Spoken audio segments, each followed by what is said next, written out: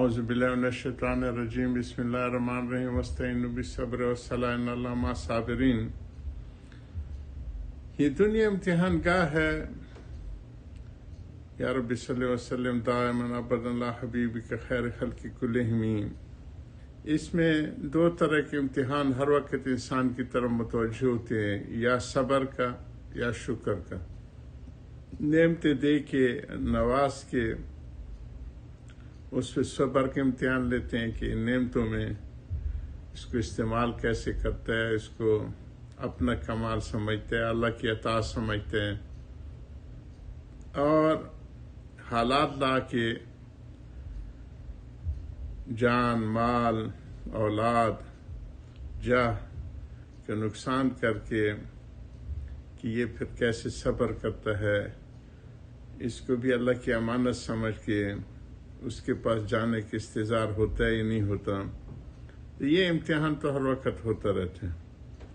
ہمارے انسانیت کے ساتھ جو اکابرین کو اور اسلام نے جو انسانیت کے ساتھ حتیٰ کہ حیوانات کے ساتھ تراحم کا معاملہ فرمایا ہے، وہ ہندو معاشرے میں ناپید ہے، ذات پات اور چھوت اور اس کی مثال حضرت دے رہے تھے کہ قاضی ہمارے جو رامپور کے قاضی سراج کا واقعہ سنا رہے تھے کہ اس وقت جو ڈرائی لیٹرینیں ہوتی تھیں وہ اس کی صفائی کے لیے صفائی کرنے والی آئی تو اس نے بچے کو کہیں دور لٹا دیا یا بٹھا دیا، وہ رونے لگا اور قریب قاضی صاحب کا نشستگاہ تھی، بیٹھے تھے، تو وہ اٹھے اور اس کو اٹھا لیا۔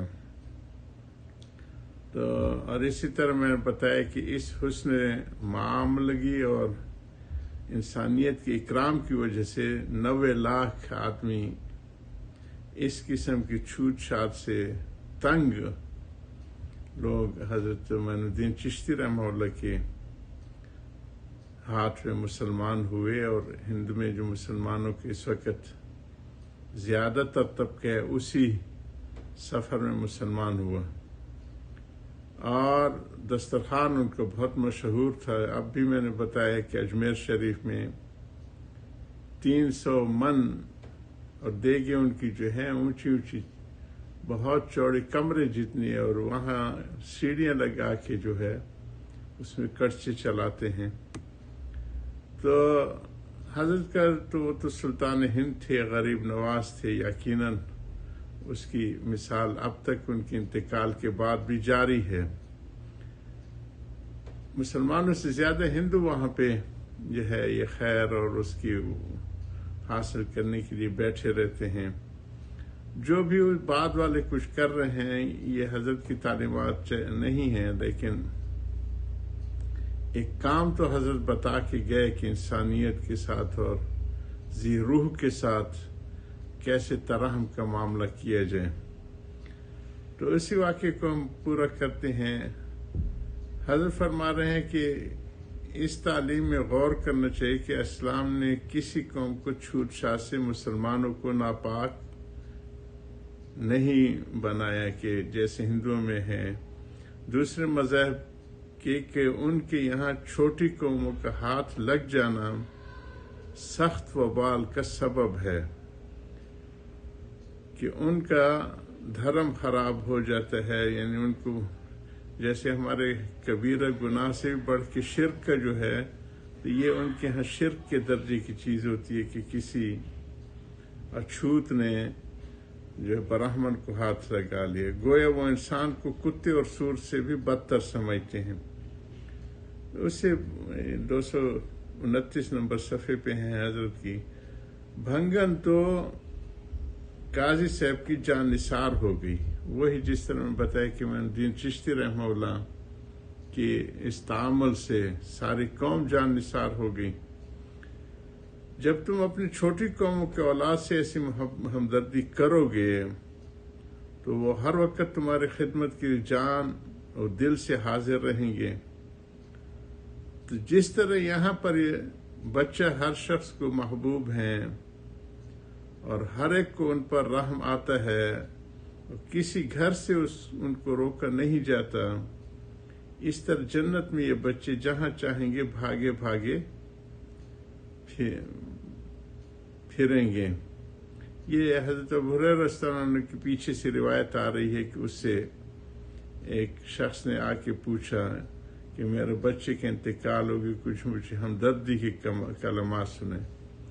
تو حضرت نے ان کو فرمایا تھا کہ بچے جو مر جاتے ہیں یہ دامیس الجنہ، یہ ایسے چھوٹے چھوٹے جیسے کہ جو مچھلیوں کی ہاں تالابوں میں چھوٹے مچھلیاں ہوتی اور تو اس طرح کے فرمایا کہ یہ ایسے بچے ہوں گے کہ وہ بغیر کسی اس کے نہریں ہیں جنت میں اور دودھ اور شہد کی ان نہروں میں وہ چلتے چلتے ہر گھر میں گھسیں گے۔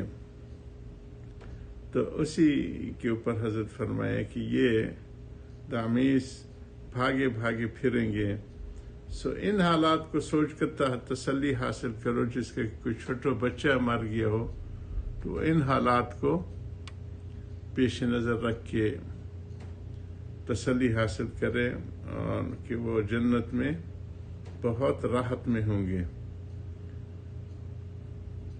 جیسے کہ راوی کہتے کہ یہ حدیث سن کر حالانکہ خبر واحد تھی جو زنی ہوتی ہے، مجھے بہت تسلی ہوئی کہ سارا غم جاتا رہا۔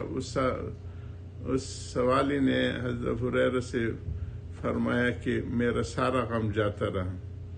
اب تو ہماری حالت یہ ہے کہ ہم لوگ صرف ایک پہلو دیکھتے ہیں کہ ہے بچہ مر گیا، دوسرے پہلو کو نہیں دیکھتے کہ وہ مر کر کہاں اور کس حالت میں گیا۔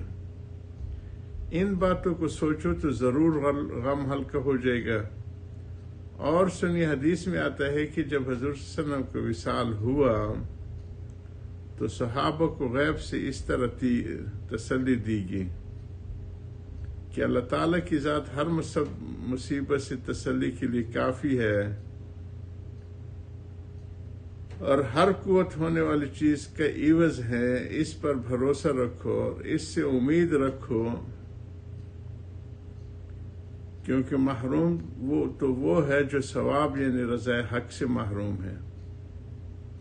ان فی اللہ اعز من کل مصیبہ وخلفا من کل کانت فباللہ فتقوا وإیاہ فرجوا فإنما المرحوم من حرم الثواب۔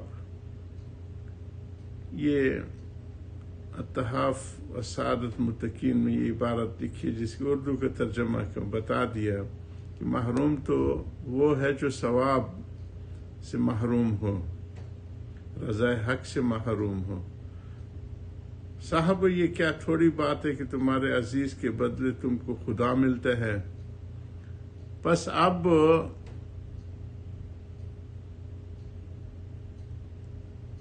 تو ایسے موقع پر یوں کہنا چاہیے روز اگر رفت گور و باک نیست تو بمائے آنکے جز تو پاک نیست۔ اگر دن ختم ہو گئے تو کیا ڈر ہے، روز گر رفت اگر چلے گئے تو کیا ڈر ہے۔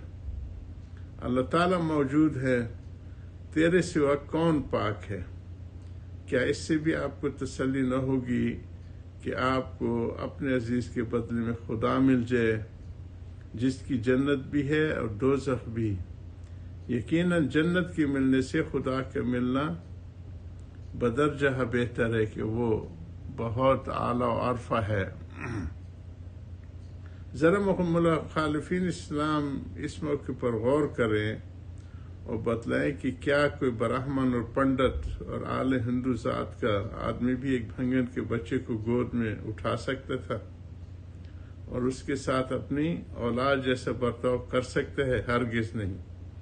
پھر حیرت نہیں کہ اب بھی یہ لوگ مسلمانوں کو بے رحم اور اپنے کو رحم دل کہتے ہیں۔ بخدا مسلمانوں سے زیادہ رحم دل کوئی قوم نہیں ہو سکتی۔ حضرت کی ان باتوں کو ہم جاری رکھیں گے۔ یا رب صلی وسلم دائما ابدا علی حبیبک خیر خلق کلہم والحبیب الذی ترجو شفاعۃ لکل حول من الاحوال مقتحم وآخر دعوانا الحمد للہ رب العالمین۔